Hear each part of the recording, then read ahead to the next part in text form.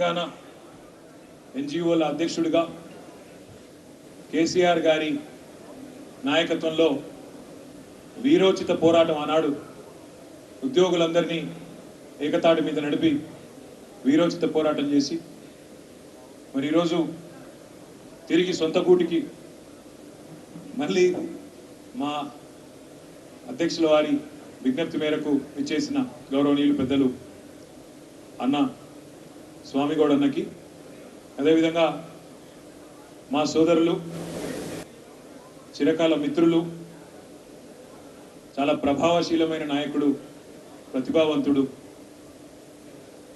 ఎంతో మేధస్సు కలిగిన నాయకుడిగా గొప్ప గుర్తింపు తెచ్చుకొని సెల్ఫ్ మేడ్ లీడర్ పాలిటిక్స్లో గౌరవనీయులు డాక్టర్ దాసోజు శ్రవణ్ గారు, వారు కూడా తిరిగి మళ్ళీ సొంత గూటికి విచ్చేసినందుకు వారికి కూడా హృదయపూర్వకంగా స్వాగతం చెబుతూ, వారికి నిజానికి శ్రవణన్నకు సెంటిమెంట్ ఉండడం వల్ల 4 గంటల 41 నిమిషాలు ఉన్న సెంటిమెంట్ ఉండడం వల్ల వారికి ఒక ముహూర్త బలం చూసుకొని వారు రావడం వల్ల మరి ఇక్కడ సమావేశం ఏర్పాటు చేయాల్సి వచ్చింది. లేకపోతే నిజానికి పార్టీ కేంద్ర కార్యాలయం తెలంగాణ భవన్లోనే ఏర్పాటు చేద్దాం అనుకున్నాం. ఎందుకంటే వారి రాకకు, వారి పునరాగమనానికి అదే సరైన వేదిక అనుకున్నాం. కానీ చాలా చాలా సంతోషంగా ఉంది. ఎందుకంటే ఉద్యమ కాలంలో కలిసి పనిచేసిన సహచరులు ఎక్కడైనా చాలా సందర్భాల్లో ప్రైవేట్ ఫంక్షన్లలో అక్కడ ఇక్కడ ఎదురుపడ్డప్పుడు ఆప్యాయంగా మాట్లాడుకుంటాం, కౌగిలించుకుంటాం. పార్టీలు ఏమైనా ఆ అనుబంధం ఎప్పటికీ పోదు. అట్లా చాలాసార్లు శ్రవణన్నతో, స్వామన్నతో అక్కడ ఇక్కడ ఎదురుపడ్డప్పుడు మాట్లాడుకున్న సందర్భాలు ఎన్నో ఉన్నాయి. కానీ ఈరోజు చాలా సంతోషం, మళ్ళీ తిరిగి కలిసి పనిచేసే ఒక గొప్ప అవకాశం మళ్ళీ మాకు కలిగింది.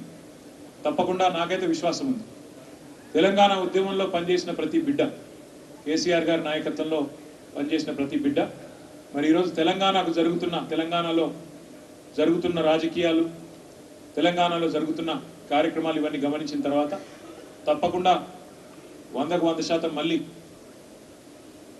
తెలంగాణ రాష్ట్రాన్ని, తెలంగాణ రాష్ట్ర ప్రజల ప్రయోజనాల్ని కాపాడగలిగే ఏకైక శక్తి, ఏకైక నాయకుడు మన రాష్ట్ర ముఖ్యమంత్రి కేసీఆర్ మాత్రమే అన్న మాట అందరూ కూడా నిర్ద్వందంగా అంగీకరిస్తారని మనస్ఫూర్తిగా విజ్ఞప్తి చేస్తూ, మరి ఇప్పుడు పెద్దలు గౌరవనీయులు అన్న స్వామిగౌడ్ అన్నని మిమ్మల్ని అందరినీ ఉద్దేశించి మాట్లాడవలసిందిగా విజ్ఞప్తి చేస్తాం.